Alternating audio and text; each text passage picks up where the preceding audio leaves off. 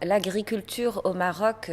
bien sûr, est en constante évolution, notamment avec les nouvelles problématiques et les nouveaux enjeux du changement climatique, d'abord, et puis du changement des enjeux sociétaux, qui fait qu'on a ça veut dire des demandes au niveau du marché qui sont changeantes, mais surtout avec les enjeux climatiques qui nous forcent à considérer certaines contraintes, qui sont les ressources naturelles, qui sont aussi les contraintes liées au stress biotique, abiotique, qui sont présentement très très importants, pour pouvoir utiliser l'innovation comme moyen pour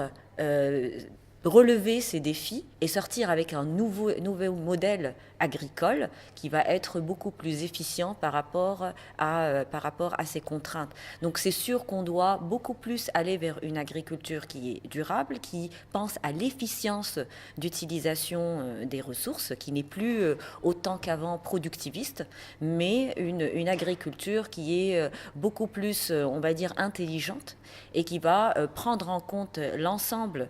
que ce soit les contraintes écologiques ou environnementales, avec le souci de la production. Et le Maroc, beaucoup plus que d'autres pays, puisque beaucoup plus touché par certaines contraintes comme le stress abiotique, notamment la sécheresse, va nécessairement aller vers une mutation de son agriculture pour pouvoir être en adéquation avec ces nouveaux enjeux. On ne peut pas compter sur l'augmentation des surfaces agricoles pour augmenter la production, mais beaucoup plus sur l'augmentation, non pas de la production, mais de la productivité. Les phénomènes d'exode rural, beaucoup plus prononcés dans les régions justement qui sont touchées par ces contraintes climatiques,